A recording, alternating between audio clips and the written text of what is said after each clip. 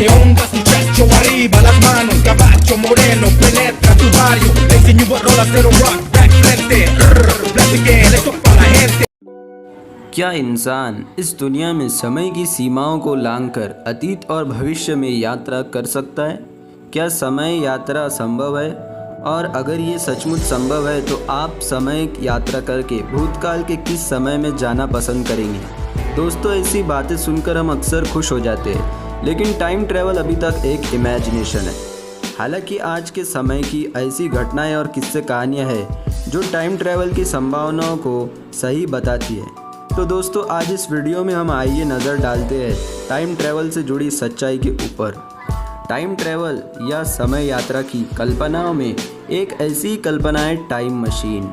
England के famous writer Herbert George Wells ने 1895 में द टाइम मशीन नामक एक नॉवेल लिखी। इस नॉवेल में एक ऐसी मशीन का जिक्र है जिसमें बैठकर कोई भी इंसान भूतकाल या भविष्य काल के किसी भी समय में अपने पूरे मानसिक और शारीरिक क्षमताओं के साथ यात्रा कर सकता है।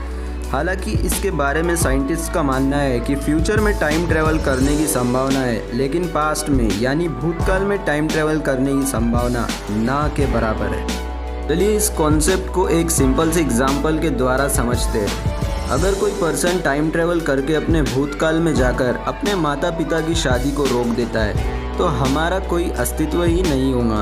और इस कंडीशन में वो पर्सन जो अभी समय यात्रा कर रहा है यानी कि मैं कौन होगा?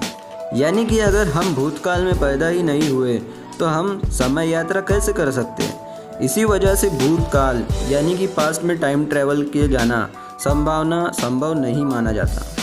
पर साइंटिस्ट का मानना है कि जो घटना घटित हो चुकी है उसकी छवि और आवाज़ ब्रह्मांड में पार्टिकल्स के रूप में मौजूद रहती है। जिस तरह से आप फिल्म देखते हैं उसी तरह टाइम मशीन के द्वारा अस्त की इन घटनाओं को देख सकते हैं, लेकिन आप इसमें बदलाव नहीं कर सकते। और अगर आप ऐसा कर गए तो वो पार्टिकल्स बिखर कर अस्पष्ट हो जाएंगे। हालांकि अगर हम इसी एग्जाम्पल को क्वांटम फिजिक्स की नज़र से देखें तो जिस समय हम भूतकाल में जाकर अपने माता पिता की शादी को रोकेंगे उसी समय ब्रह्मांड दो हिस्सों में बंट जाएगा। उसमें एक समानांतर ब्रह्मांड का निर्माण होगा जिसमें ना हमारे माता पिता की शादी हुई होंगी और ना ही हम पैदा हुए होंगे, और दूसरी तरफ हमारा ब्रह्मांड वैसा ही रहेगा जिसमें हमारे माता पिता की शादी भी हुई होंगी और हम पैदा भी हो चुके होंगे।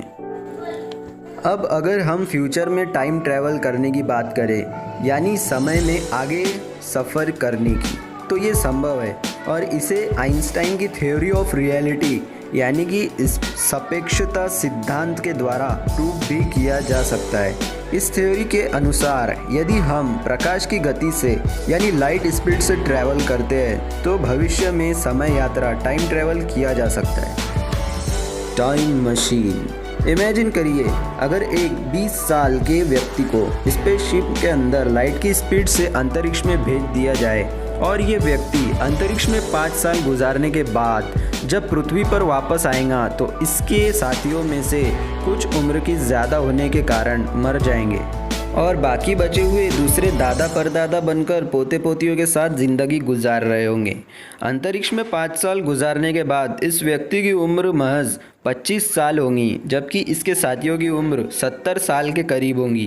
क्योंकि प्रकाश की गति से चलने के कारण इस व्यक्ति ने समय को पीछे छोड़ दिया, इसलिए साथियों की तुलना में इसके लिए समय की गति धीमी हो गई, जिसकी वजह से इसने अंतरिक्ष में अपने लाइफ के सिर्फ 5 साल का अनुभव किया और इसके लिए बाकी साथियों ने 50 साल का।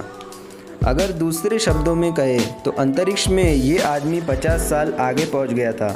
जब वापस पृथ्वी पर आया तो वो अपने अतीत को देख रहा था या देख रहा होता है। अब जैसा कि लाइट की गति से ट्रैवल करने पर हम टाइम ट्रैवल कर सकते हैं, लेकिन अभी तक ऐसी टाइम मशीन नहीं बन सकी जो समय की गति से चल सके।